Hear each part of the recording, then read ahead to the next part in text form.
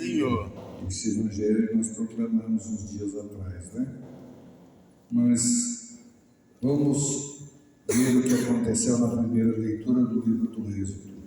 Apareceu-lhe um anjo do Senhor numa chama de fogo no meio de uma sarça.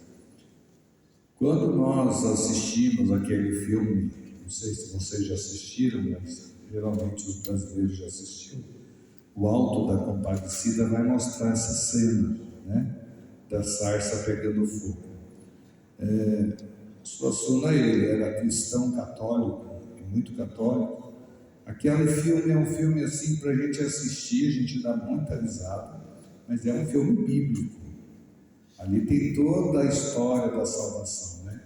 Então é um filme que a gente precisa prestar atenção e a gente tem como fazer até como é que fala? Um senso crítico daquele filme. Mas a sarça ardente é interessante quando Moisés se aproxima e ele queria ver o que estava acontecendo, porque não se queimava.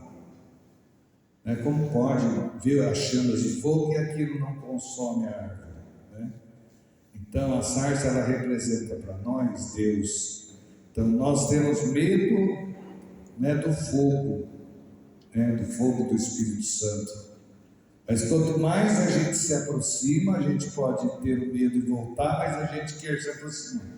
Então quando a gente faz uma experiência de Jesus, é como essa sarça, eu quero ver o que acontece, mas ao mesmo tempo me assusta. Ao mesmo tempo que me assusta, eu tenho vontade de conhecer mais. Então quando a gente vai conhecendo Jesus Cristo, a gente vai conhecendo, e se a gente for conhecendo aos poucos, a gente vai querendo mais. Por isso que nós não podemos ficar só no oba-oba, né? A nossa fé ela tem que estar centrada em Cristo Jesus, né? Como que eu vou ter fé? Como que eu vou manter a minha fé? Né? Por exemplo, eu não vim ontem no Terço dos Homens, né? Mas eu acredito que tinha mais gente no Terço dos Homens que na missa de hoje. Acredito eu, não é? Então, será que eu tenho só que rezar o terço ou eu preciso ter uma consciência do que é a igreja? Será que todos que frequentam o terço vão à missa nos finais de semana? Pelo menos, né? Então assim, quando eu vou conhecendo a Deus, eu vou procurando cada vez mais.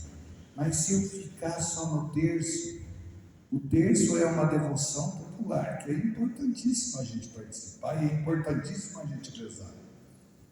Mas a gente não pode deixar de estar com a Eucaristia, a sarça ardente, né? O Cristo vivo, né? Quando o Padre celebra a Eucaristia, o céu se encontra com a terra, todas as vezes que há Eucaristia. Então quando a gente vai tomando consciência do que é uma Santa Missa, é o ápice da nossa fé. É importante a gente rezar o terço, é importante ter um grupo de oração, é importante ter as mães que oram pelos seus filhos, é importante ter os vicentinos, mas tudo isso, não é uma engrenagem que se encerra com a Eucaristia. Por isso que quando a gente faz o retiro também, se encerra o retiro com a Eucaristia, para que a gente possa viver a grandeza de Deus na nossa vida, né? Trazer Jesus para a terra, né? Nós precisamos ter. Hoje foi uma senhora lá que me perguntou: Padre, me explique essa coisa, tal lugar que o senhor fala que não é para a gente ir, que tem missa, lá não é missa. Eu falei: não é missa, não é. Quando eu sou padre, se eu deixar de ser padre e eu montar uma igreja minha, não é a missa que nós rezamos, não é.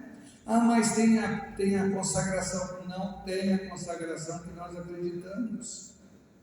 Então o que é excomunhão? Eu não estou em união com a Igreja Católica Apostólica Romana. Não faço união com o Papa. Não estou em união, é excomunhão. Quem que excomunga alguém? É Deus? É o padre? É o bispo? Não, é a própria pessoa. Então, se eu vivo a fé católica apostólica romana, eu preciso frequentar a Igreja Católica Apostólica Romana, que tem a sua corrente ou o seu laço em Cristo Jesus, que é o Papa. né? Então eu preciso ter esta consciência. Então às vezes você fala, às vezes o senhor está expulsando os outros da igreja. Não. Ou a gente assume a fé que nós cremos de verdade, ou não. Então não é falar para você vai embora, não. Você quer ficar lá? Pode ficar, não tem problema nenhum. Mas não vem aqui, porque não é a mesma igreja, você está em pecado. Se você comunga lá e comunga aqui, você está pecando, porque não é a mesma comunhão que nós consagramos, né? Nós temos uma hierarquia dentro da igreja, né? Onde o padre ele respeita e deve obediência ao bispo, né? Então a nossa fé ela tem uma estrutura. E aí quem fundou a nossa fé? Cristo Jesus. Não tem fundador. Por isso que quando o padre erra, ele é pedido para se retirar, não é? Em todos os sentidos, na parte sexual, na parte financeira. Se ele não sabe lidar com a parte financeira, ele vai ser vigário, porque daí ele fica como vigário, quem administra é o pároco, né? Então há toda uma responsabilidade muito grande. A gente está lidando com as coisas do povo, por isso que a gente tem que prestar conta de tudo, né? Por isso que a gente tem que ter auditoria. Isso é muito importante dentro da igreja, né? Então nós padres não fazemos o que queremos, né?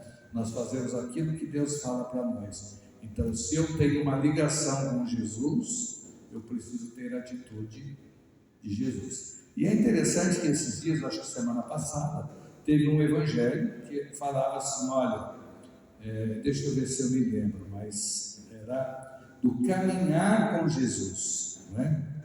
Então, mesmo que eu caminhe com as minhas misérias, mas eu preciso caminhar com Jesus. Eu tenho as minhas misérias, mas eu preciso caminhar com Ele. Quando eu caminho com Ele, o que Ele vai fazer? Ele vai me modificando. Então eu vou me deixando ser moldado por Jesus, mesmo com as minhas misérias. Ai, padre, olha, eu pequei, não fui na missa porque eu estava em pecado. Aí você tem que ir na missa, não é? Agora, viu, tem pecado que é corriqueiro, viu? Se você pecar, e todos os pecados que você fizer, você não comungar, você não vai comungar nunca em nenhum padre.